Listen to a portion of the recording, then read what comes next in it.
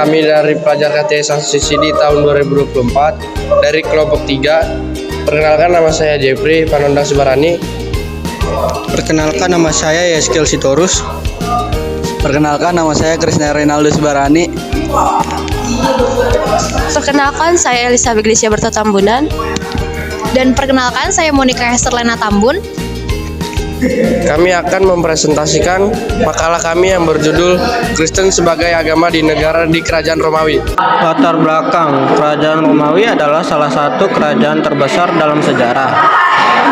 Mereka memaui bahwa semuanya tunduk pada aturan dan arahan para dewa. Tujuan agama Romawi bagi mereka adalah untuk mengamankan kerjasama, kebajikan, dan perdamaian para dewa. Roma kuno bersifat politeistis, yang berarti mereka percaya pada banyak dewa dan roh. Krisis agama di Kerajaan Romawi. A. Multikulturalisme dan multireligiusitas. Populasi penduduk di kota Roma diyakini mencapai ratusan ribu selama abad pertama sebelum Masehi. Meski masih diperdebatkan oleh sejarawan, 800.000 penduduk menghuni kota Roma pada masa pemerintahan Augustus. Populasi kota terus meningkat mencapai 1 juta penduduk selama abad kedua Masehi. Populasi tersebut adalah campuran pria dan wanita bebas dari berbagai kalangan seperti Latin, Etruskan, dan Sabini. Dalam perkembangan selanjutnya, bangsa Romawi dipengaruhi oleh kepercayaan bangsa Etruskan dan Yunani. Pada 550 sebelum Masehi, kota Roma dikuasai oleh bangsa Etruria, keturunan orang Mykenae yang berlayar dari Yunani. Ditambah dengan banyaknya pendatang yang mendatangi kota Roma untuk berdagang atau sekedar mencari kehidupan baru. Hal tersebut membawa banyak ragam budaya berbeda ke kerajaan Romawi. Kolosium dan karya sastra Ode adalah budaya Romawi yang banyak dipengaruhi oleh Yunani. Awalnya, bangsa Romawi menganut kepercayaan animisme. Mereka mempercayai kekuatan roh yang dapat membantu kehidupan manusia. Seiring berjalannya waktu, bangsa Romawi mengadopsi sejumlah dewa dan menjadi politeistis. Kepercayaan terhadap dewa-dewa ini dipengaruhi oleh masuknya kebudayaan Yunani. Roma dihuni oleh beberapa bangsa yang berbeda, Latin, Sabini, dan Etruskan. Bangsa-bangsa ini masing-masing menyumbangkan dewa-dewa mereka sendiri kepada dewa-dewa Romawi awal. Misalnya Dewi Diana, awalnya disembah oleh orang Latin dari selatan Roma dan diadopsi oleh orang Romawi. Selanjutnya suku Sabini menyumbangkan dewa Quirinus. Kemudian bangsa Etruria yang menyembah Tinia, Uni, dan Menfra yang sebanding dengan dewa Romawi Jupiter, Juno, dan Minerva. B. Agama di Romawi kuno. Agama merupakan landasan penting bagi banyak masyarakat, baik kuno maupun modern. Di Roma kuno, agama adalah tulang punggung banyak kepercayaan terpenting mereka. Agama tidak hanya menginformasikan cara mereka menjalani hidup, tetapi juga sifat, arsitektur, dan lingkungan sekitar. Masyarakat Romawi, seperti kebanyakan orang-orang pada masa itu, kadang-kadang melihat kekuatan ilahi atau hal gaib yang terjadi dalam kehidupan sehari-hari, seperti dalam aktivitas manusia yang membuka pintu dan melahirkan anak, atau juga dalam fenomena non-manusia seperti pergerakan matahari dan musim di tanah. Hal ini bertambah kuat dengan adanya kejadian di mana terdengar suara-suara misterius yang membantu mereka dalam krisis. Masyarakat pun mulai menyembah dan memuja bentuk-bentuk misterius itu sebagai bentuk perlindungan untuk kehidupan dan aktivitas sehari-hari. Kuil mulai banyak dibangun, rumah-rumah pun mulai membuat tempat doa untuk mereka disembah. Banyak juga hari raya yang dibuat untuk menghormati dewa-dewa. Inilah agama Romawi kuno yang mendominasi Romawi kuno sebelum Kristen. C. Kelemahan sistem agama Romawi kuno. Salah satu kelemahan utama sistem agama Romawi kuno adalah kurangnya kesatuan teologis yang konsisten. Politeisme Romawi mencakup banyak dewa dan dewi yang mewakili berbagai aspek kehidupan, tetapi tidak ada sistem teologi tunggal yang menyatukan kepercayaan ini secara konsisten. Hal ini dapat menyebabkan kebingungan atau ketidakpastian dalam praktik keagamaan dan interpretasi atas peran dewa-dewa dalam kehidupan sehari-hari. Selain itu, kebebasan yang luas dalam praktik agama di Romawi juga dapat menciptakan ketidakstabilan sosial, terutama jika praktik keagamaan tertentu dianggap mengganggu ketertiban umum dan otoritas politik. Kurangnya otoritas sentral dalam hal agama juga dapat mengakibatkan konflik antara kelompok keagamaan yang berbeda, atau bahkan dalam diri kelompok agama yang sama.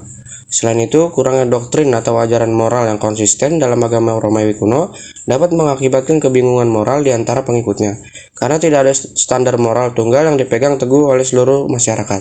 Hal ini dapat memperburuk masalah etika dan sosial dalam masyarakat Romawi kuno.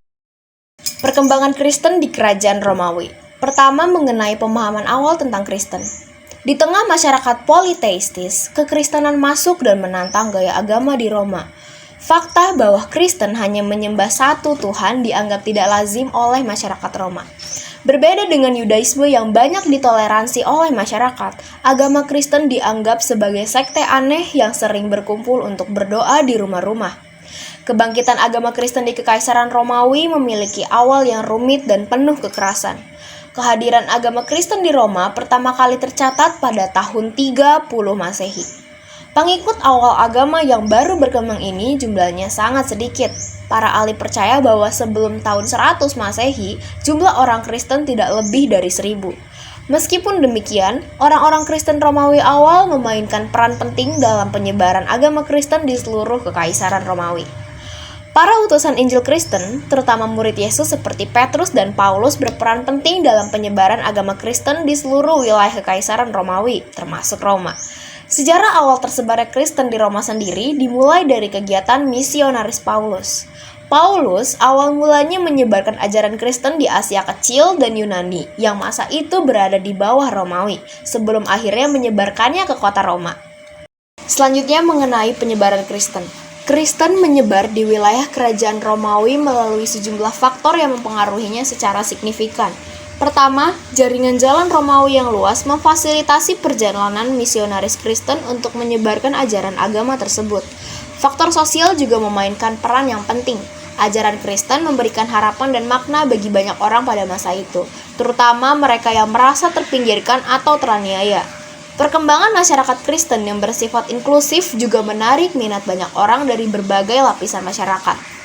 Selain itu, faktor budaya juga mempengaruhi penyebaran Kristen. Adopsi dan adaptasi simbol-simbol dari ritual Kristen ke dalam budaya Romawi mempermudah penerimaan agama ini oleh masyarakat setempat. Pada awalnya, kedatangan agama yang baru ini bisa ditoleransi oleh orang Romawi, karena memang dari awal orang Romawi memiliki sifat terbuka kepada kepercayaan apapun. Namun, seiring waktu, orang Romawi mulai khawatir akan penyebaran agama Kristen yang begitu cepatnya. Mereka mengkhawatirkan agama ini akan memecah persatuan bangsa Romawi.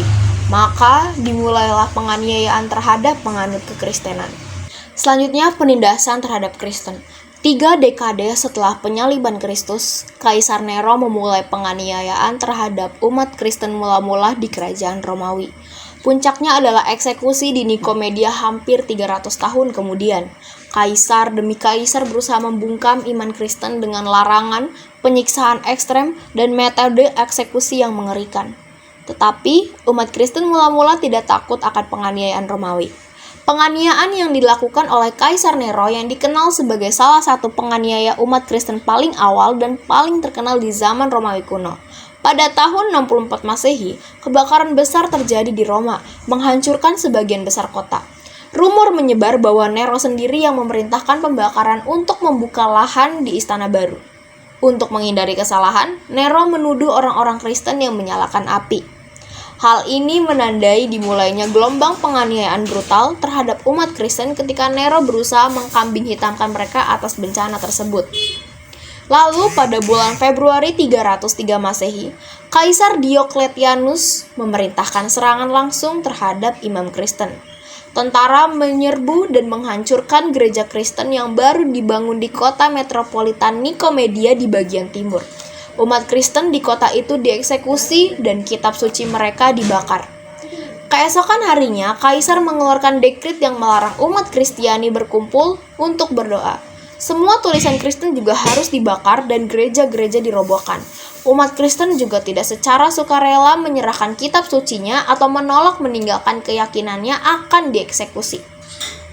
Namun, upaya Kaisar Diokletian untuk menyelenyapkan agama Kristen sebagian besar tidak berhasil. Jumlah umat Kristen terus meningkat. Konversi Kaisar Konstantin. Ketika Diokletianus mengundurkan diri pada tahun 305 Masehi, Konstantinus termasuk di antara pesaing untuk peran kaisar. Dia menyadari bahwa tidak mungkin menghilangkan agama Kristen, jadi dia memutuskan untuk menggunakannya dalam mendapatkan keuntungan dalam persaingan memperebutkan tahta. Pada tahun 312 Masehi, Konstantinus yang pernah menjadi seorang jenderal menguasai kekaisaran Romawi dengan memenangkan pertempuran melawan saingannya di jembatan Milvian di luar Roma. Menurut legenda, sebelum pertempuran, Konstantinus melihat sebuah salib Kristus di langit dengan tulisan, "Dalam tanda ini kamu akan menaklukkan," tertulis di bawahnya. Oleh karena itu, ia memerintahkan tentaranya untuk memasang salib Kristus di perisai mereka. Pada tahun 313 Masehi, Konstantinus mengeluarkan dekrit yang memperbolehkan kembali menyembah dewa Kristen. Dia membangun gereja, dan menurut tradisi, dia bahkan membiarkan dirinya dibaptis di ranjang kematiannya. Pada tahun 325 Masehi, Konstantinus mengadakan konsili Nisea yang merupakan pertemuan para pemimpin Kristen untuk menentukan kepercayaan formal atau ortodoks kekristenan. Hasil dari konsili ini adalah pengakuan iman Nisea yang menguraikan keyakinan-keyakinan konsili yang disepakati. Edik Milan, yang dikeluarkan pada tahun 313 Masehi oleh Kaisar Romawi Konstantinus Agung dan rekan kaisarnya Licinius, menandai titik balik yang signifikan dalam sejarah kebebasan beragama. Edik monumental ini yang memberikan toleransi dan perlindungan kepada umat Kristiani di Kekaisaran Romawi, mempunyai implikasi besar bagi perkembangan dan penyebaran agama Kristen. Dekret tersebut menyatakan bahwa umat Kristiani dan semua kelompok agama lainnya diberikan kebebasan untuk menjalankan keyakinan mereka tanpa takut akan penganiayaan atau diskriminasi. Hal ini mengakhiri penganiayaan sistematis terhadap umat Kristen yang telah berlangsung selama berabad-abad, memberikan rasa aman dan legitimasi baru bagi para pengikut Kristus. Salah satu ketentuan utama dari edik tersebut adalah pemulihan properti Kristen yang disita. Artinya, gereja dan bangunan keagamaan lainnya yang telah dirampas atau dihancurkan selama masa penganiayaan harus dikembalikan kepada komunitas Kristen. Selain itu, edik tersebut mengizinkan umat Kristen untuk beribadah dan berkumpul secara terbuka untuk upacara keagamaan, sehingga memungkinkan terbentuknya komunitas Kristen yang terlihat seluruh kekaisaran. Aspek penting lainnya dari edik Milan adalah nampaknya terhadap sistem hukum Romawi. Ia mengaku agama Kristen sebagai agama yang sah dan menempatkan sejarah dengan agama-agama lain yang diakui pada saat itu. Pengakuan ini memberikan umat Kristiani hak dan perlindungan hukum tertentu, sehingga membuka jalan bagi transformasi Kekaisaran Romawi menjadi negara Kristen. Agama negara. Setelah Kaisar Theodosius berkuasa, agama Kristiani mengalami perkembangan pesat dan menjadi agama resmi di Kekaisaran Romawi. Kebijakan yang dikeluarkan oleh Theodosius telah membawa perubahan besar terhadap perkembangan agama Kristen di Kekaisaran Romawi.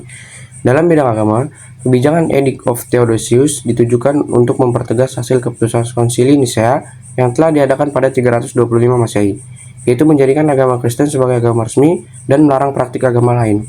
Selain itu, dikeluarkannya dekret ini juga menetapkan agama Kristen sebagai agama resmi di Kekaisaran Romawi. Kebijakan lain dalam bidang agama adalah diselenggarakannya Konsili Konstantinopel pada tahun 381 Masehi.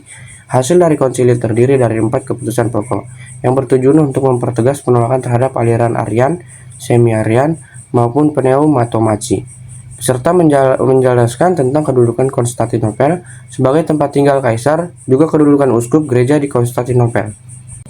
Perubahan sosial dan politik. Agama Kristen sebagai agama resmi di Kerajaan Romawi membawa banyak perubahan dari segi sosial dan politik.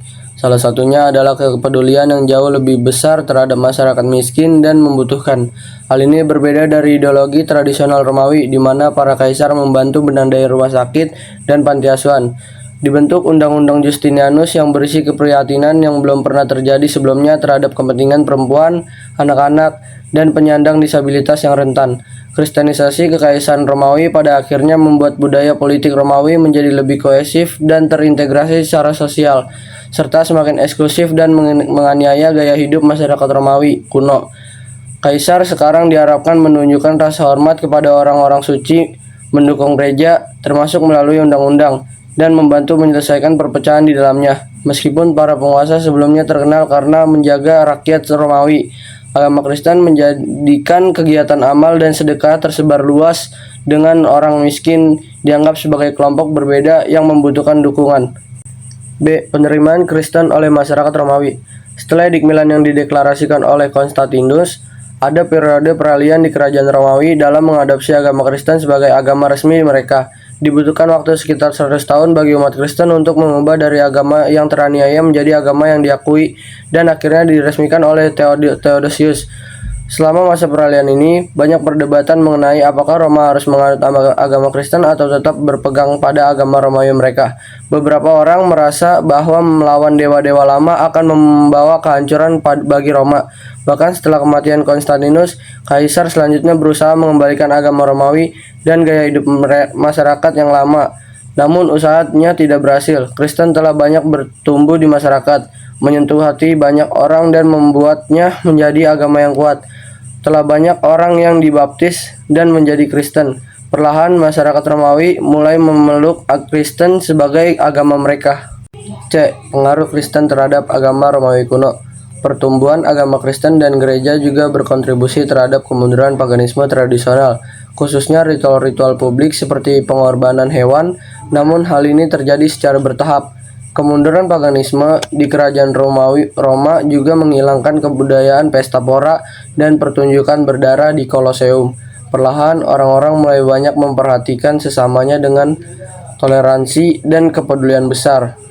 Di Kekaisaran Romawi, agama Kristen secara luas dan permanen mengubah Kekaisaran Romawi dari penyembahan dewa dan tradisi Yunani Romawi dengan penyebarannya yang menyeluruh dan kemudian diadopsi oleh Kekaisaran Romawi, meletakkan dasar bagi pertumbuhan gereja selanjutnya di seluruh dunia. Agama Kristen juga membantu melestarikan dan mengubah warisan Roma dengan menyediakan sumber identitas, moralitas, dan pembelajaran baru.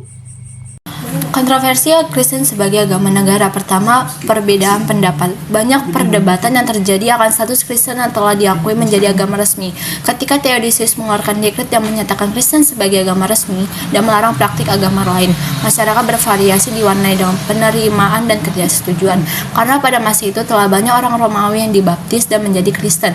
Banyak sukacita dan penerimaan akan Kristen yang menjadi agama resmi negara. Tapi bagi orang-orang yang masih menganut agama Romawi, mereka mengungkapkan ketidaksetujuan mereka. Banyak yang berpendapat bahwa kerajaan Romawi akan runtuh jika mereka meninggalkan dewa-dewa dalam agama Romawi mereka. Selanjutnya, penentangan terhadap kekristenan sebagai agama negara. Penganut agama Romawi merasa terancam oleh resmi Kristen di kerajaan Romawi. Mereka melihat Kristen sebagai ancaman terhadap tradisi dan kepercayaan mereka. Beberapa penguasa pagan berusaha membatasi pengaruh Kristen dan mempertahankan keberadaan agama-agama kuno. Pada awalnya, mereka melakukan penindasan pada umat Kristen di masing-masing daerah mereka. Tapi setelah Theodosius melembagakan hukum yang melarang praktik agama lain selain Kristen, penindasan ini pun berhenti. Meskipun demikian, agama pagan Romawi kuno terus dianut oleh kaum elit perkotaan dan masyarakat pedesaan. Bahkan pada saat kematian Theodosius, diperkirakan setengah dari populasi Romawi masih menganut paganisme. Namun menjadi jelas bahwa menjadi penyembah berhala tampak tidak menguntungkan dalam hal karir karena penerus Theodosius terus menerapkan undang-undang yang melarang penyembahan berhala. Lalu, tidak semua orang Kristen setuju dengan pengakuan agama mereka sebagai agama negara. Beberapa mengkhawatirkan bahwa status resmi akan mengurangi spiritualitas dan mengaburkan batas antar gereja dan negara, dan juga beberapa kelompok Kristen menentang kompromi dengan pemerintahan dan lebih memilih hidup dalam ketegangan otoritas Romawi. Tindakan penting Kristen sebagai agama negara. Setelah Kristen menjadi agama resmi Kekaisaran Romawi, sebagai konsili gereja diselenggarakan untuk menetapkan doktrin-doktrin keyakinan Kristen dan menyelesaikan kontroversi teologis. Contohnya adalah Konsili Nicea pada tahun 325 Masehi yang menetapkan keyakinan akan Tritunggal dan menolak ajaran Arianisme. Di bawah perlindungan negara, gereja-gereja besar mulai dibangun di berbagai kota di Kekaisaran Romawi. Contohnya adalah Basilika Santo Petrus di Vatikan yang dibangun atas perintah Konstantinus, sering dengan statusnya sebagai agama resmi.